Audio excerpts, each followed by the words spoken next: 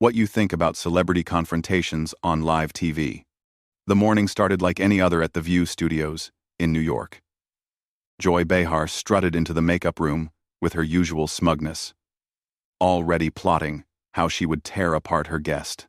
Tom Cruise was scheduled to appear to promote his latest Mission Impossible film, and Joy had been sharpening her claws for weeks. She'd been vocal about her disdain for Cruise's personal beliefs and lifestyle choices, and today she planned to ambush him on live television. "This is going to be fun," Joy muttered to her makeup artist, checking her reflection one last time. "I've got some questions that are going to make him squirm." What Joy didn't know was that Tom Cruise had done his homework too. He'd watched countless clips of The View, studying Joy's interview style, her favorite attack strategies, and her obvious weak spots. This wasn't going to be another softball celebrity interview where the guest smiled politely while being insulted. As the cameras rolled and the show began, the other hosts sensed something different in the air. Whoopi Goldberg kept glancing nervously between Tom and Joy, while the other co-hosts seemed unusually quiet. Tom sat relaxed in his chair, that famous Cruise smile never wavering, but there was something steel-like behind his eyes. "So Tom," Joy began, her voice dripping with false sweetness, "let's talk about your new movie. Although, I have to say, at your age, isn't it time to stop doing your own stunts? I mean, you're not 20 anymore." The audience chuckled nervously, but Tom's smile only grew wider. "Well, Joy, I appreciate your concern for my well-being. Though I have to say, for someone who's made a career out of sitting behind a desk making jokes, I'm surprised you'd question someone who actually gets up and does the work." The temperature in the studio dropped several degrees. Joy's practiced smile faltered for just a moment before she recovered. "Oh, that's rich coming from someone who jumps on couches," she shot back, referencing the infamous Oprah incident. "Tell me, do you ever regret making such a spectacle of yourself?" Tom leaned forward slightly, his voice remaining calm and measured. "Joy, I expressed genuine happiness about finding love, but I understand that might be a foreign concept for someone who's built their entire persona around cynicism and tearing others down." The other hosts exchanged worried glances. "Excuse me?" Joy's voice rose an octave. "I think you're confusing honest journalism with cynicism." "Honest journalism?" Tom's eyebrow arched. "Is that what we're calling gossip and personal attacks now? Because I've watched your show, Joy. I've seen how you operate. You don't ask questions to inform your audience, you ask them to humiliate your guests and boost your own ego." The studio audience was dead silent. You could hear a pin drop. Joy's face was turning red, her carefully applied makeup unable to hide her growing anger. "How dare you come on my show and insult me?" she snapped. "Your show?" Tom tilted his head. "I thought this was The View, with multiple hosts. Or have you forgotten that this is supposed to be a panel discussion, not the Joy Behar Power Trip Hour?" Whoopi tried to intervene. "Let's just take it down a notch here, everyone." But Joy was beyond backing down now. "Listen here, you little man. I've been doing this longer than you've been making movies. I don't need some Hollywood pretty boy telling me how to do my job." Tom's smile never wavered, but his voice carried a dangerous edge. "Little man? That's interesting coming from someone whose biggest accomplishment is making other people uncomfortable on daytime TV. And Joy, I've been making movies since before you figured out how to turn bitterness into a paycheck." The audience gasped audibly. Joy's mouth opened and closed like a fish out of water. She'd never had a guest fight back this effectively, this calmly, this devastatingly. "You think you can just waltz in here and disrespect me?" Joy's voice was shaking now. "Do you know who I am?" "I know exactly who you are, Joy," Tom replied, his voice steady as a rock. "You're someone who mistakes rudeness for wit, cruelty for humor, and thinks that being loud makes you right. You've spent decades hiding your own insecurities behind a facade of superiority. But the truth is, you're just a bully with a microphone." The words hung in the air like a bomb waiting to explode. Joy's carefully constructed public persona was crumbling in real time, and she knew it. The other hosts sat frozen, unsure whether to intervene or let this train wreck continue. Joy's face was now completely flushed, her professional mask slipping away piece by piece. She looked around desperately at her co-hosts for support, but found only uncomfortable silence. The studio audience watched in stunned fascination as their usually dominant host struggled to regain control. "You don't know anything about me," Joy stammered, her voice losing its usual commanding tone. "I've dedicated my life to speaking truth, to power, to power." Tom laughed, a genuine sound that somehow made it even more cutting. "Speaking truth to power? Joy, you are the power here. You have a platform that reaches millions of people every day, and what do you do with it?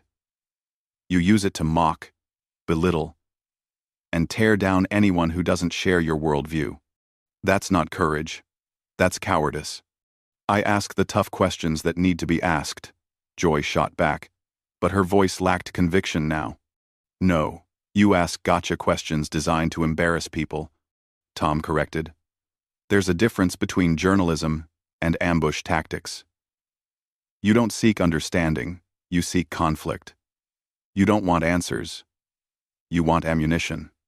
Whoopi finally found her voice. "Tom, I think maybe we should move on to talking about your film." "Actually, Whoopi, I think this conversation is long overdue," Tom replied, his attention still laser-focused on Joy. "Because what Joy represents is everything that's wrong with media today. She's turned discourse into blood sport, and she's proud of it." Joy's hands were trembling now, either from rage or humiliation, possibly both. "You sanctimonious little weasel. You think because you've made some action movies, you can lecture me about media? I think because I'm a human being who's watched you destroy people on television for sport, I have every right to call you out," Tom replied calmly. "And the fact that you just called me a weasel proves my point perfectly. When you can't win an argument with facts or logic, you resort to name-calling. It's pathetic." The other hosts were now visibly squirming in their seats.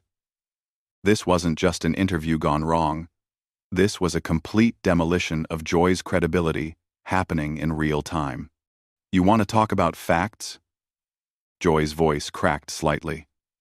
"Let's talk about your bizarre personal life, your string of failed marriages, your weird religious beliefs." Tom's expression didn't change, but something dangerous flickered behind his eyes. "My personal life is my business, Joy. But since you brought it up, let's examine yours. You've been married multiple times too, but somehow that's different when it's you, right? And as for religion, I've never used this platform to mock anyone's faith the way you do on a regular basis. I don't mock people's faith, I question dangerous ideologies," Joy protested weakly. "You mock everything you don't understand," Tom countered. "You've made a career out of intellectual laziness, substituting ridicule for research, contempt for curiosity. You don't question dangerous ideologies, you create them by promoting divisiveness and hatred." Joy was breathing heavily now, her chest rising and falling rapidly. She looked like a cornered animal, desperate and dangerous. "I'm repeating your words," Tom said simply. "The difference is, without your echo chamber of applause and agreement, they sound as hollow as they actually are." The camera operator was getting shots of the audience, many of whom had their mouths hanging open. This was unlike anything they'd ever witnessed on daytime television. "You know what?" Joy suddenly stood up, her chair scraping against the floor. "I don't have to sit here and take this abuse from some washed-up actor who thinks he's Tom Cruise but acts like a petulant child." Tom remained seated, completely composed. "Washed up? Joy, my last film made over $700 million worldwide. What was the last thing you created that brought joy to anyone? And I find it ironic that you're calling me petulant when you're literally throwing a tantrum right now." "This is my show," Joy screamed, all pretense of professionalism gone. "You're a guest here." "Actually," Tom said quietly, his calm making her hysteria even more pronounced, "this is The View. It belongs to all the hosts, the producers, the network, and, ultimately, the viewers. You seem to have confused being one of several hosts with being a dictator. Joy turned to her co-hosts desperately. Are you going to let him talk to me this way? The silence was deafening. Even Whoopi, usually quick to support her colleagues, seemed unable to find words. The truth was, everything Tom was saying resonated because it was accurate, and they all knew it. The fact that you think disagreeing with you equals disrespecting you tells us everything we need to know about your character, Tom continued. You've surrounded yourself with people who either agree with you or are too intimidated to challenge you. But I'm not intimidated by you, Joy. I'm just disappointed. Disappointed. Joy's voice was barely above a whisper now. Yes. Tom nodded. You had a platform. A voice. An opportunity to make a real difference. Instead, you chose to become everything that's wrong with public discourse. You chose division over unity, mockery over understanding, ego over empathy. You had the chance to lift people up, and instead, you've spent years tearing them down. Joy looked around the studio one more time, seeing the faces of the crew, the audience, her co-hosts. For the first time in years, she was seeing herself reflected in their eyes, and she didn't like what she saw. The moment of self-reflection lasted only seconds before Joy's face hardened again. But now there was something different in her expression. The arrogance was gone, replaced by something rawer, more desperate. She was a wounded animal backed into a corner, and everyone in the studio could feel the danger in the air. You think you're so perfect, Joy said, her voice low and venomous. Sitting there in your expensive suit, judging me. But I know who you really are. I know about the control, the manipulation, the way you treat people who work for you. Tom's smile finally faded, but his voice remained steady. Joy, now you're just making things up. And frankly, it's sad. You're so desperate to hurt me that you're willing to spread lies on live television. Is this really who you want to be? I'm not making anything up, Joy insisted, but her voice wavered. I have sources. Sources, Tom repeated flatly. The same sources that fuel all your attacks? Anonymous whispers and gossip? Joy, you just proved my point about your journalistic standards. Real journalists verify their information. You just throw mud and hope something sticks. The other hosts were now looking actively uncomfortable. Sunny Hostin was staring at her hands, while Sarah Haynes kept glancing toward the exits, as if planning an escape route. You want to talk about sources? Joy's voice was getting shrill again. Let's talk about how you've silenced people who've tried to speak out against you. Tom leaned back in his chair, completely relaxed. Joy, you're spiraling. Everyone watching can see it. You came into this interview planning to ambush me, but you didn't expect me to fight back. Now you're making wild accusations because your usual tactics aren't working. They're not wild accusations, Joy protested. But even she didn't sound convinced anymore. Then provide proof, Tom said simply. Right here, right now. If you have evidence of wrongdoing, present it. Otherwise, you're just proving that you're exactly what I said you are, a bully who attacks people without justification. Joy opened her mouth, then closed it. The silence stretched on for what felt like an eternity. The cameras captured every second of her struggle, her inability to back up her claims becoming more obvious with each passing moment. That's what I thought, Tom said softly. Joy, this is exactly the problem. You make accusations you can't support. You ask questions you don't really want answered. And when someone calls you on it, you double down, instead of admitting you were wrong. I am never wrong, Joy snapped. But the words sounded hollow even to her. Everyone is wrong sometimes, Joy. The difference is, most people learn from their mistakes. You've built a career on never admitting fault, never showing growth, never displaying humility. And look where it's gotten you. Tom gestured around the studio, taking in the uncomfortable faces, the tense atmosphere, the obvious dysfunction. You've created a toxic environment where disagreement is treated as betrayal, where different viewpoints are met with hostility instead of curiosity. You've turned what should be a forum for discussion into a platform for persecution. Joy was shaking now, her hands clenched into fists at her sides. You don't understand anything about what I do here. I understand perfectly, Tom replied. You've confused being provocative with being profound, being controversial with being courageous. But there's no courage in attacking people from a position of power, Joy. There's no strength in picking fights you know you can't lose. Except you're losing this one, someone in the audience called out, and nervous laughter rippled through the studio.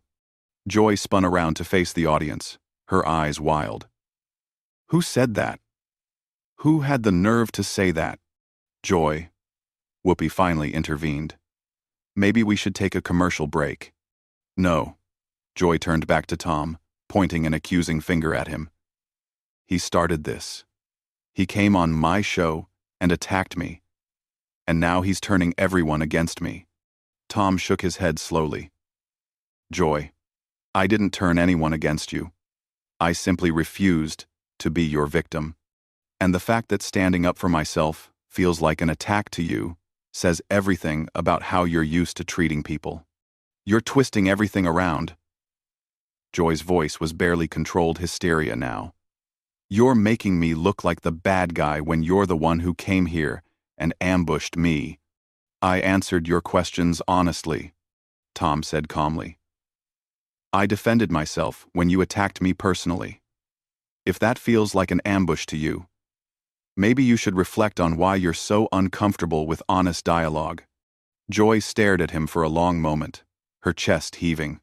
Then she looked around the studio one more time, seeing the faces of people who had worked with her for years, people who were now looking at her with something that might have been pity. Fine, she said suddenly, her voice flat and defeated. You know what? I'm done. I'm absolutely done with this. She began pulling off her microphone with shaking hands.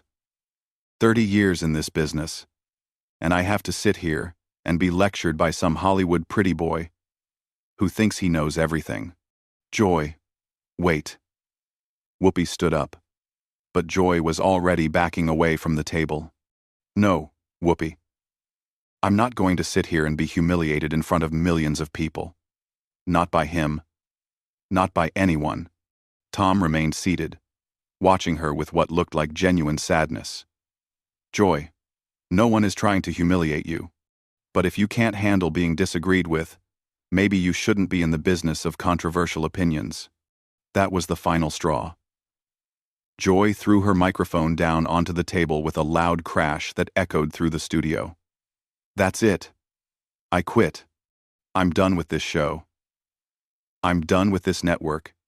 And I'm done with all of you. She stormed off the set, her high heels clicking loudly on the polished floor. The cameras followed her until she disappeared through the backstage doors.